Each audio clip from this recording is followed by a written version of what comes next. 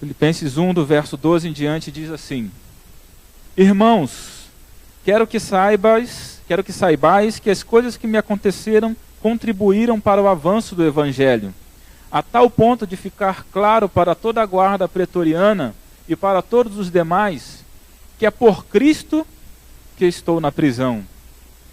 E animados pelas minhas prisões, a maior parte dos irmãos no Senhor tem muito mais coragem para falar sem medo a palavra de Deus. É verdade que alguns pregam Cristo até mesmo por inveja e discórdia, mas outros o fazem com boas intenções. Verso 16 agora. Estes o fazem por amor, sabendo que fui posto aqui para a defesa do Evangelho. Mas aqueles anunciam Cristo por discórdia, não com sinceridade, pensando que assim podem aumentar o sofrimento das minhas prisões. Mas que importa? De qualquer forma, contanto que Cristo seja anunciado, quer por pretexto, quer não, alegro-me com isso. E sim, sempre me alegrarei. A palavra do Senhor, nossa oração é que ela fale ao nosso coração nesta manhã, no nome de Jesus. Carta do apóstolo Paulo à igreja de Filipenses, que nós lemos aqui logo no primeiro capítulo. Esta carta, provável que ela tenha sido escrita da sua prisão em Roma. Alguns questionam esse local, dizendo que poderia ser em Éfeso, mas mais provavelmente Paulo escreveu essa carta de Roma, ou seja, quase na parte final de sua vida já, e essa ideia ela é confirmada por conta dele dizer que toda a guarda pretoriana já tinha ouvido falar da sua fé. E a guarda pretoriana, ela se localizava mais em Roma. A guarda pretoriana, ela era mais comum, a gente vai ver que ela era uma guarda especial, era um grupamento especial dentro do exército romano, a guarda pretoriana, que é citada, se eu não me engano, no verso 13. A guarda pretoriana era um agrupamento especial dentro do exército romano, tão especial que eles recebiam salário em dobro, e o local onde eles serviam era em todo o império, mas mais propriamente dito dentro da cidade de Roma. Então, provável que o apóstolo Paulo tenha escrito realmente essa carta da sua prisão em Roma, já no final da sua vida. Era a guarda imperial, a guarda pretoriana. Pois bem, é um contexto, irmãos, essa carta de Filipenses, é um contexto, nós poderíamos dizer, da carta mais alegre do apóstolo Paulo. Os irmãos terem uma ideia, essa carta tem 4 capítulos, 104 versículos. Eu tive a curiosidade de fazer uma conta, porque cerca de 16 vezes Paulo menciona a alegria que ele sentia e a alegria que ele queria transmitir, mesmo estando preso. Então, por 16 vezes ele menciona a palavra alegria, ou seus derivados, ou seus sinônimos. É como que se a cada 7 versículos, em média, Paulo mencionasse a alegria que ele tinha e a alegria que ele queria transmitir. Então, poderíamos dizer que é a carta mais alegre do apóstolo Paulo, ainda que ele estivesse preso, ainda que ele estivesse sofrendo. É a carta mais alegre que ele escreve, porque ele fala de uma alegria que não depende da circunstância. Ele fala de um prazer que não depende do momento. Ele fala da alegria, fruto do Espírito Santo, que não está presa nas circunstâncias, que não é passageira, que não é momentânea, mas é eterna. É uma alegria que transcende a experiência do natural. É uma alegria sobrenatural, porque é uma alegria que vem de Deus. Por isso que mesmo em meio às aflições, em meio às dificuldades, como era o caso dele naquela ocasião, preso, ele poderia dizer quase que a cada 7 versículos, em média, acerca da alegria que ele sentia. Eu quero compartilhar com você nessa manhã, então, depois dessa breve introdução, acerca de um tema que eu retirei, então, desses versículos, que é o seguinte: a contribuição do sofrimento para o progresso do Evangelho. A contribuição do sofrimento para o progresso do Evangelho. Perceba que no verso 12, ele inicia essa sentença falando assim: quero que saibais, irmãos, que as coisas que me aconteceram contribuíram para o avanço do Evangelho, ou contribuíram para o progresso do Evangelho. Paulo está dizendo para aqueles irmãos que as coisas que estavam acontecendo com ele e que tinham acontecido estavam contribuindo para que o Evangelho de Cristo progredisse, avançasse, fosse adiante.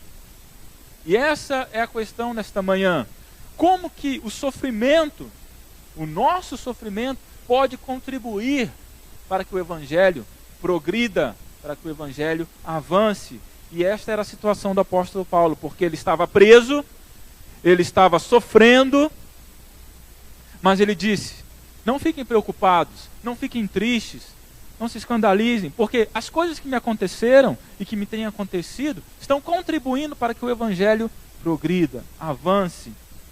E a gente vai ver de que maneira este sofrimento que o apóstolo Paulo estava passando estava contribuindo para que o Evangelho progredisse.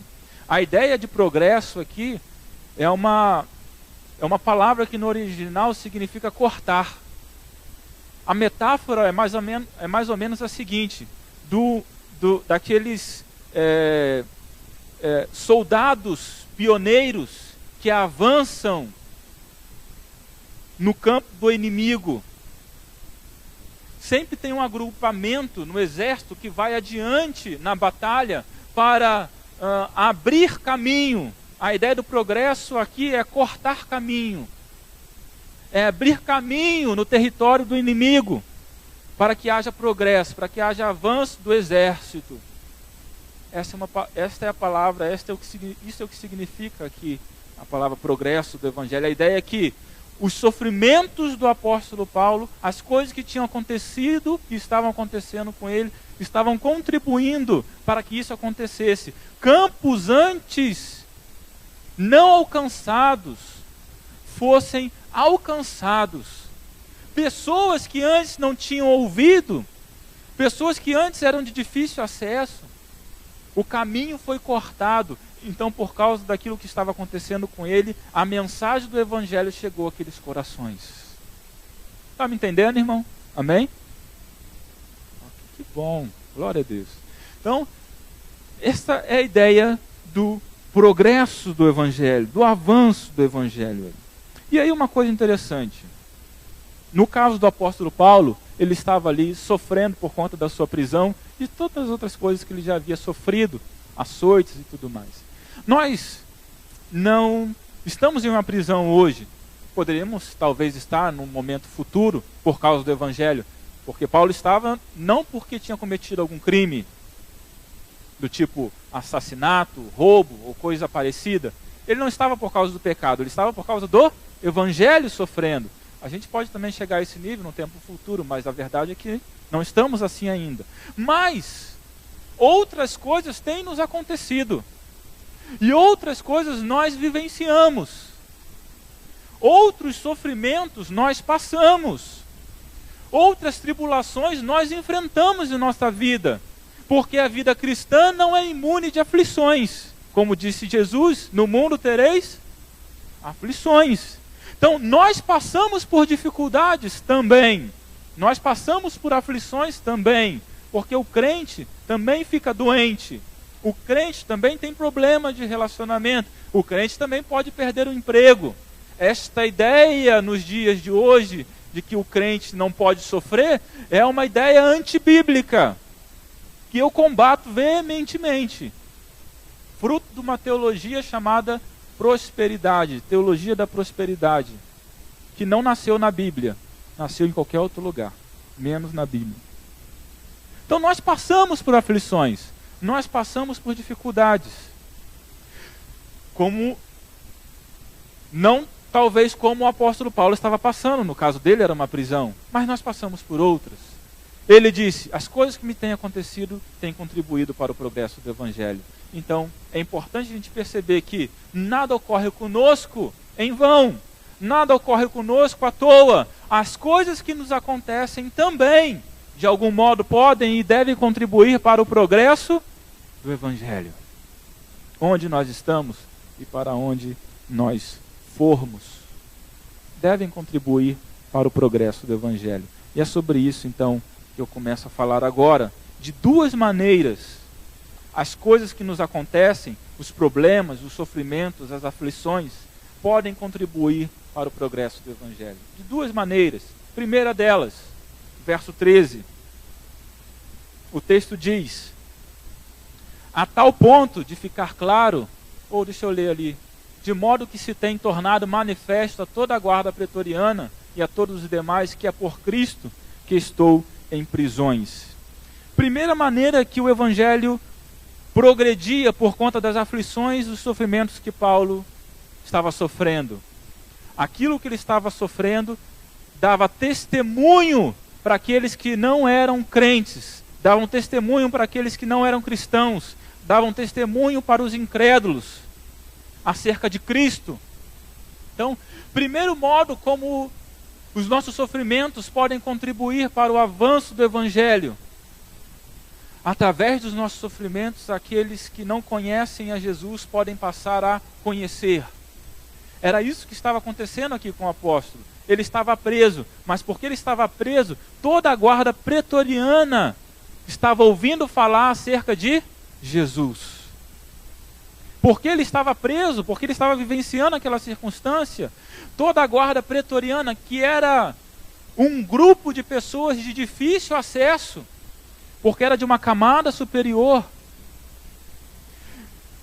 estavam ouvindo acerca do Evangelho. De outra maneira, talvez tivesse sido muito difícil esta guarda pretoriana ouvir.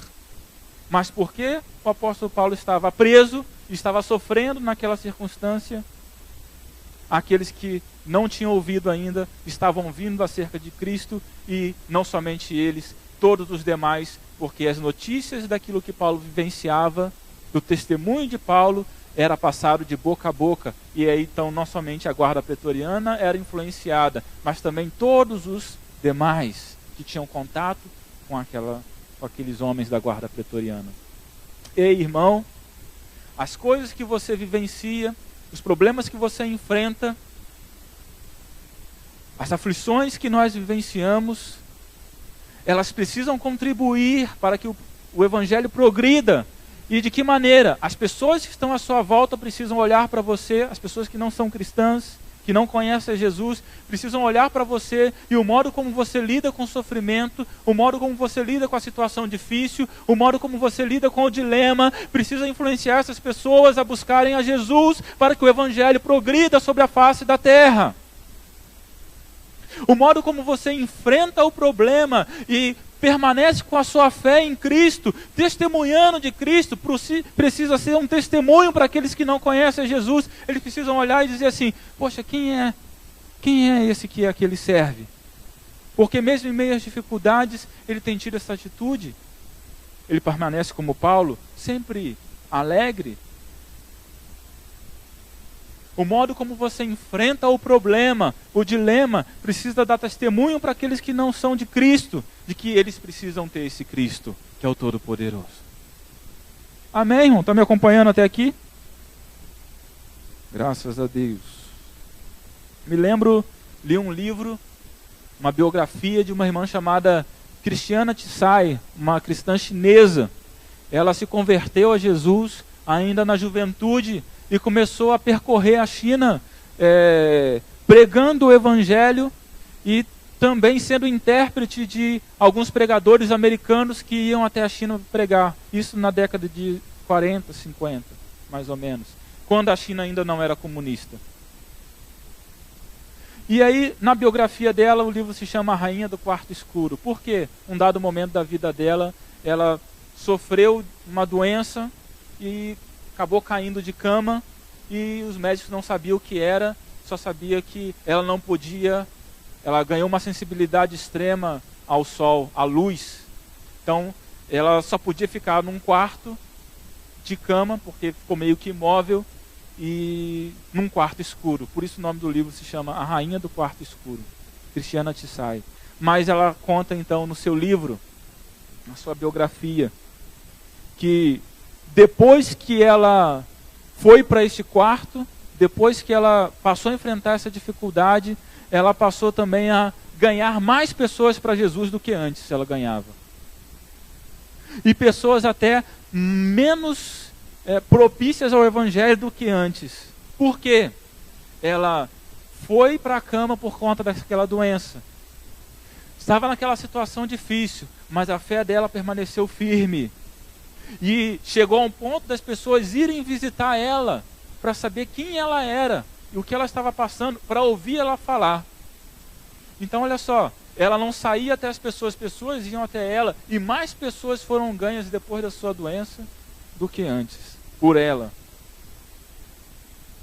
As coisas que nos acontecem, sejam elas quais forem,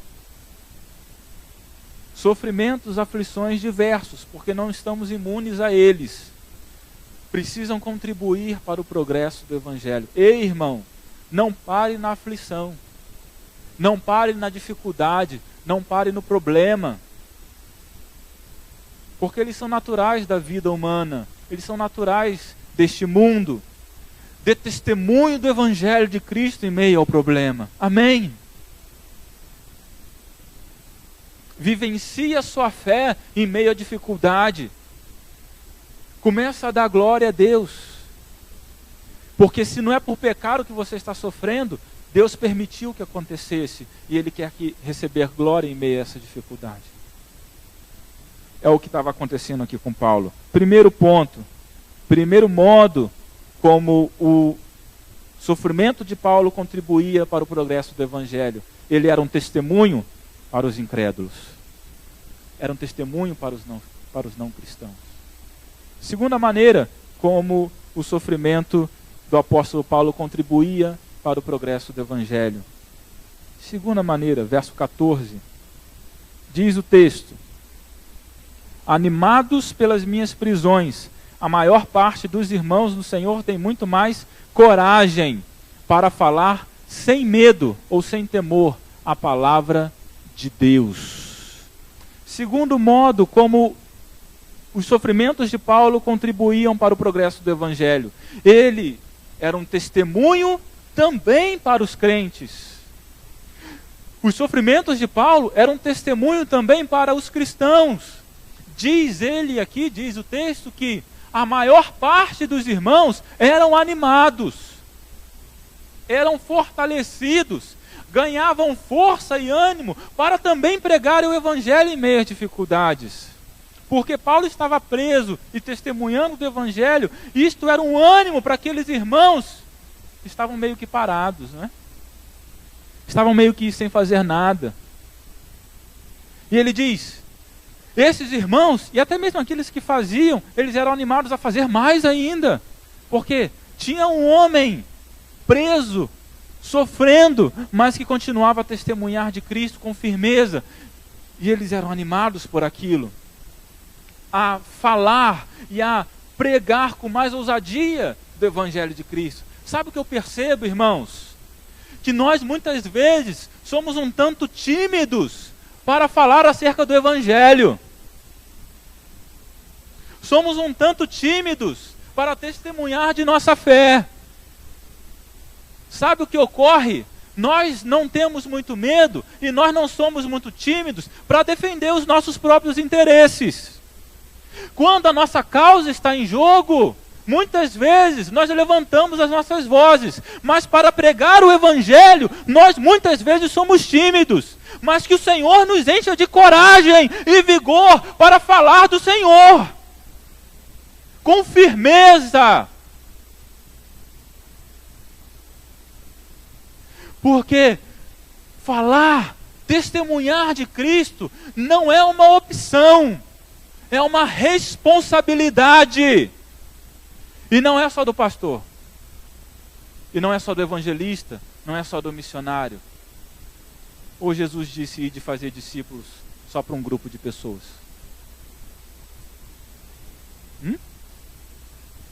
Ah, pastor, eu não tenho tanta habilidade, eu não tenho tanta assim, estudo. Ah, pastor, eu sou meio quietinho, né? Querido, Deus quer usar você do jeito que você é. Deus quer usar você da maneira como você é. Mas Ele quer usar você. E se você se colocar disposição, Ele vai usar do modo como você é, quietinho ou mais falante, né? Mais extrovertido, mais introvertido. O que você não pode ser é tímido.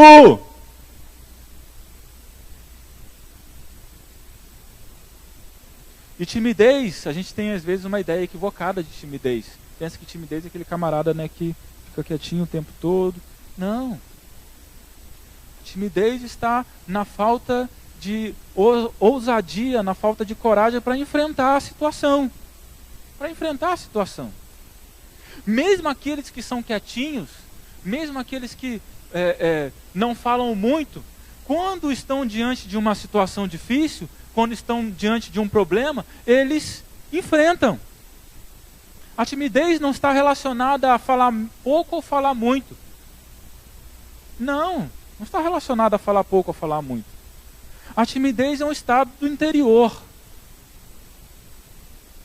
Lembremos que Apocalipse diz que os tímidos não entrarão no reino dos céus. Lembremos, pois, isso corrobora a ideia de que timidez não é uma questão de falar pouco ou falar muito. Não tem nada relacionado com isso. Se você é quietinho ou mais falante, ou mais agitado. Não. Timidez é um estado do interior.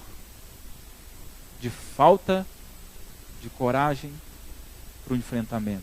Para fazer o que precisa ser feito. Para fazer o que deve ser feito. Para ser quem deve ser. O texto diz: os meus sofrimentos têm contribuído para que os irmãos sejam mais ousados. E nós precisamos ser mais ousados na transmissão da mensagem do Senhor Jesus Cristo.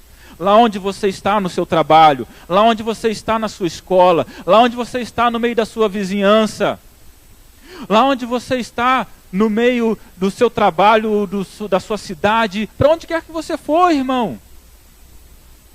Onde quer que você esteja. A gente precisa se posicionar. Não é ficar falando o tempo todo, não é isso não. É se posicionar com firmeza no testemunho do Evangelho de Cristo. A gente se posiciona, novamente repito, a gente se posiciona muitas vezes quando a nossa causa está em jogo. Ou quando a causa do nosso filho está em jogo. Sim ou não? A gente se posiciona. Mãe vai brigar na escola, pai vai brigar na escola. Eu acho que tem que se posicionar mesmo, porque é seu filho. É isso mesmo. Mas a gente tem que ser ousado também para falar da mensagem de Cristo. Amém? A gente tem que ser corajoso também para falar acerca de Jesus, o que Ele fez na nossa vida, o que Ele pode fazer na vida de qualquer um.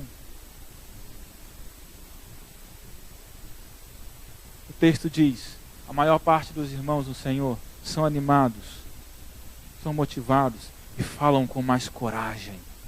São muito mais corajosos para falar sem temor, sem medo, a palavra de Deus. Precisamos ser nós assim, ao transmitir a mensagem e também influenciar o outro. Isso pega, irmão. Quando o irmão do lado de você percebe que você está animado e está corajoso na transmissão da mensagem, né? Isso pega. O camarada fica animado também e contagia. Porque ele ganha força. Opa, não vou ficar falando sozinho, o outro vai falar também. E aí a gente ganha força. E a gente faz diferença. E nós precisamos fazer a diferença. Porque uma igreja que não faz a diferença não precisa existir. Amém, irmão? Quero contar uma experiência aqui de um amigo. Na verdade, ele é mais amigo de um amigo que eu tive. Já falecido, pastor Sérgio. Trabalhou em Moçambique, na África, durante algum tempo. Faleceu de câncer uns 3 anos atrás. Novo, 40 e poucos anos. Mas ele contou uma experiência um dia que ele teve. Ele servia pela Junta de Missões Mundiais. E ele tinha uma tenda chamada Tenda da Esperança em Moçambique. E faziam cultos direto, né? Todos os dias, para a implantação de igrejas. E um dia ele, à noite, pregando a Cristo, um rapaz se converteu, foi à frente. E aí, beleza, orou por ele, muitos faziam isso, orou por ele. No outro dia, aquele irmão que havia se convertido estava já na porta. No outro dia, no outro culto, né? Era um culto todos os dias, aquele irmão foi à frente de novo. Aí o pastor explicou para ele, não, você não precisa ir à frente de novo, você já entregou a vida a Jesus e tal, não sei o quê. Aí ele, então tá bom. Aí no outro dia ele já não veio à frente, ele ficou na porta. O pastor chegou na tenda, ele estava cumprimentando o pessoal que estava chegando. Aí o pastor perguntou para ele, irmão, o que você está fazendo aqui? Não, pastor, estou cumprimentando, estou recebendo o pessoal. Mas irmão, você... Não, igual fizeram comigo, eu estou recebendo o pessoal. Já estava na porta recebendo os irmãos, o pessoal que chegava. Aí beleza, o pastor deixou ele lá, né? Está trabalhando já. E aquele irmão ficou animado, né? E ia para casa, pregava o evangelho. Ia para a escola, pregava o evangelho. E ele era de uma família de feiticeiros. E os pais dele tinham consagrado ele à feitiçaria já de berço, né? Chama feiticeiro de berço. E aquele irmão ficou animado e saiu pregando para onde quer que ele ia. E aí, depois de 2 semanas, a família própria dele armou um esquema, porque não estava mais suportando ele, armou um esquema para ele ser preso. Lá na África tem muito disso, né? Familiares não aceitam e acaba, enfim, agindo contra aquilo. Ele foi preso. Foi para a cadeia por conta disso. Arrumaram um esquema lá e foi para a prisão. Ficou preso. O pastor Sérgio foi visitá-lo na cadeia com a Bíblia dele e tal. Chegou para visitá-lo. Ô irmão, como que você está? Estou bem, pastor, graças a Deus, estou bem. Aí ele, irmão, vou fazer uma visita aqui para você, né, e tal. Pastor, o senhor trouxe folheto? Não, irmão, folheto, eu vim aqui visitar o irmão, não é? Vim aqui compartilhar um texto com o irmão, para consolar o irmão. Não, pastor, o senhor não entendeu. Deus me colocou aqui para eu falar para esse pessoal todo. Deus me colocou aqui para eu falar para esse pessoal todo. Pastor, ninguém aqui é crente. Ninguém aqui é crente. Deus me colocou nesse lugar. Você não trouxe folheto, pastor? Pastor, não, irmão, não trouxe. Pastor, amanhã o senhor traz folheto, porque esse pessoal da minha cela aqui, ninguém é crente aqui nessa cadeia. O pastor voltou no outro dia com folheto para o irmão. O irmão pregando direto para todo mundo dentro da cadeia. Ninguém mais estava suportando ele dentro da cadeia. O carcereiro botou ele numa cela isolada, sozinho. E aí ele saía na cela. Ei, você do pavilhão não sei quanto. Jesus ama você, hein? Continuou pregando sozinho na cela para o camarada que estava distante. Resultado. Não aguentaram mesmo ele na prisão. Mandaram ele embora da prisão. É verdade isso, tá, irmão? Não estou inventando história, não. Sofrimentos, a perspectiva é outra, a visão é outra. Aquilo que nos acontece deve contribuir para o progresso do Evangelho. Amém, irmão? Glória a Deus. Glória a Deus. Quero caminhar para o fim. Ele explica aqui, dos versos 15, isso, segundo ponto, né? Testemunho para o ânimo dos cristãos. Parece aqui, do verso 15 ao 17, que ele abre um parênteses para explicar um fato que estava acontecendo naquele momento. Porque ele vai dizer então que é verdade, efetivamente, alguns pregam o evangelho por discórdia, por contenda e por egoísmo, mas outros o fazem por amor, de fato de boa vontade. E ele vai falar acerca disso dos versos 15 ao 17. Parece que ele abre um parênteses para explicar esse fato que estava acontecendo. E me chama a atenção, me é curioso, porque esse é algo que a gente precisa tomar cuidado. Porque o texto explica então que eles iam fazer, alguns estavam fazendo a coisa certa, mas pela motivação equivocada. Porque eles estavam pregando o evangelho, eles estavam falando da mensagem, mas com o motivo errado, por motivos de discórdia, de contenda, porque estavam julgando que dessa maneira eles iam acrescentar mais sofrimento ao apóstolo Paulo. Parece que eles estavam vivenciando uma espécie de competição ministerial, para saber quem é mais e quem é menos. E eles estavam então falando de Jesus, mas com um motivo equivocado. Aí nós aprendemos um princípio que a gente precisa tomar cuidado. É possível fazermos o que é certo pela razão errada. E isto não é o ideal. É preciso fazer o que é certo pelo motivo equivocado. E eu não sei você, querido irmão, mas como eu percebo isso nesse tempo? Basta a gente dar uma olhada no cenário evangélico brasileiro atual. Uma competição entre igrejas. Ou eu estou viajando aqui? Parece que um quer ser melhor do que o outro. Parece que um quer ter uma igreja mais cheia do que o outro, mas na verdade não porque quer ver as almas convertidas, as almas ganhas, mas porque quer ostentar mais. Não, isso é danoso.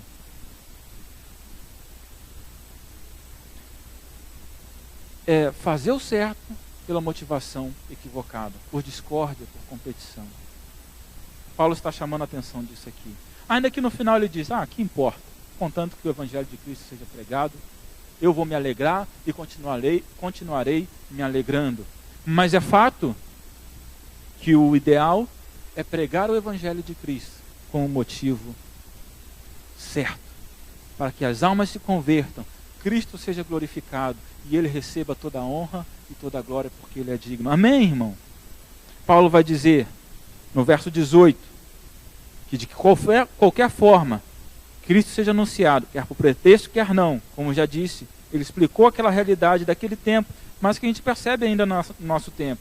Mas ele diz, com isso também me alegro e sempre me alegrarei. Porque parece que para Paulo, o mais importante era que Cristo fosse pregado, do que ele mesmo se sentisse bem e que todos os tivessem em alta conta. Para Paulo, não importava ele mesmo ou aquilo que ele pensava, contanto que Cristo fosse pregado, que o evangelho progredisse, que o evangelho fosse avante. Quero terminar com uma frase do Oswald Smith, um grande missiólogo, pastor da Igreja dos Povos, durante muito tempo, em Toronto, no Canadá, se eu não me engano.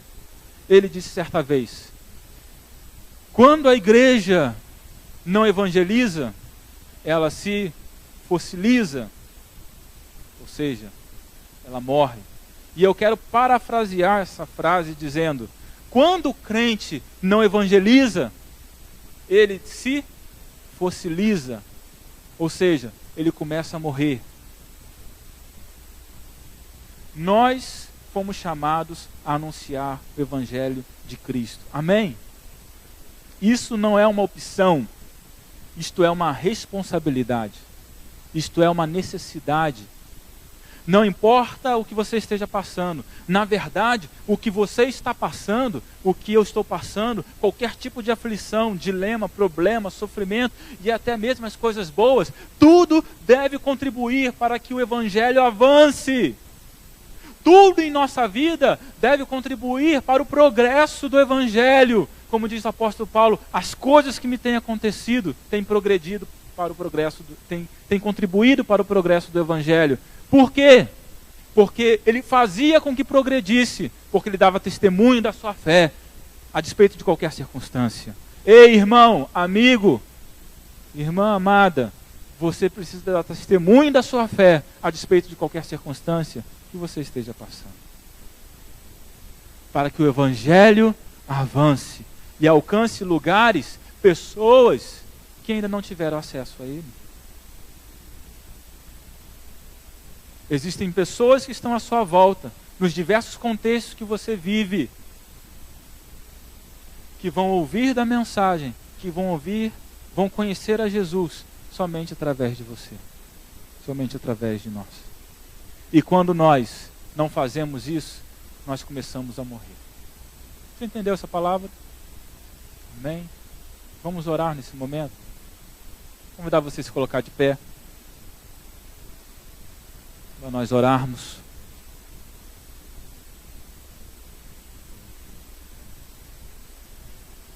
Paulo estava preso, e aquilo estava contribuindo para o progresso do evangelho.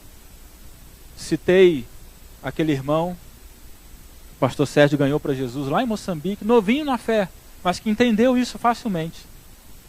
Às vezes quando a gente é novo na fé fica mais fácil de entender as coisas, né? Mas quando a gente vai passando o tempo, a gente vai meio que perdendo esse primeiro amor, mas isso não pode acabar. Me lembro da irmã Amélia. Primeira vez que eu fui visitar a irmã Amélia, membro de nossa igreja aqui, que está acamada já há quase 10 anos. Primeira vez que eu fui visitá-la, eu fiquei sem graça, irmão. Porque eu fui lá com a minha Bíblia, eu fui para consolá-la, né? Assim, para dar uma palavra de conforto para ela, mas eu fiquei sem jeito. Porque eu cheguei lá, de 10 palavras que a irmã falava comigo, 11 era glória a Deus, aleluia, Jesus seja exaltado. Assim, não é possível que essa irmã está acamada 10 anos nesse lugar. 10 anos, quase 10 anos acamada, sem poder levantar da cama.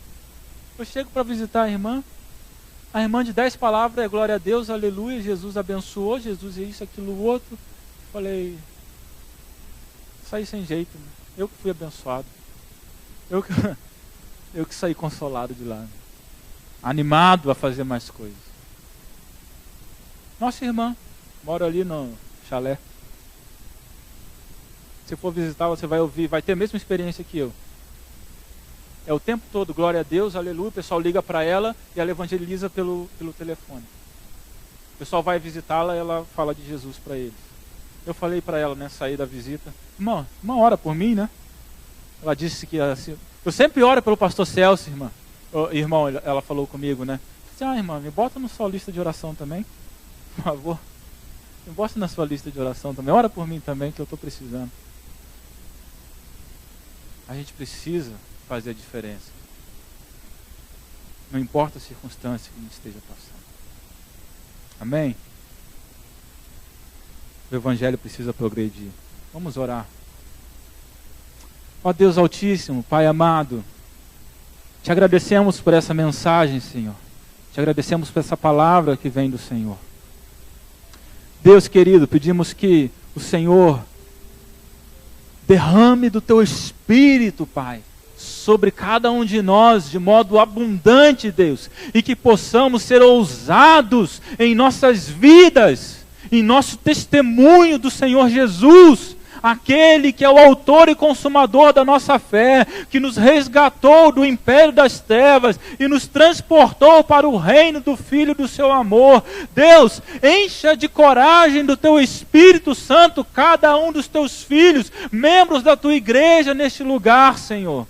Que possamos, Deus, ter um testemunho nessa cidade, um testemunho ousado, corajoso, da palavra do Senhor, não importa a circunstância, não importa o sofrimento, não importa a situação que cada um esteja vivendo, que em meio às aflições, o Evangelho do Senhor avance através de nossas vidas. Ó Deus, nós oramos, Pai. No nome de Jesus, eu abençoo, Deus, cada um dos teus filhos, tuas filhas aqui, que possam sair, Deus, por esta porta, nesta manhã, animados, Deus, motivados, a despeito de qualquer circunstância, trabalharem para o progresso do Evangelho, no nome de Jesus. E que o amor de Deus, nosso Pai, e a graça salvadora de Jesus Cristo, de as doces consolações do Espírito Santo de Deus, conosco seja, e com todo o povo de Deus reunido sobre a face da terra, desde agora e para todo sempre. Amém, Senhor. Deus abençoe você, irmão, no nome de Jesus. Dá um abraço aí no seu irmão, né? Deseja paz para ele. À noite a gente se vê.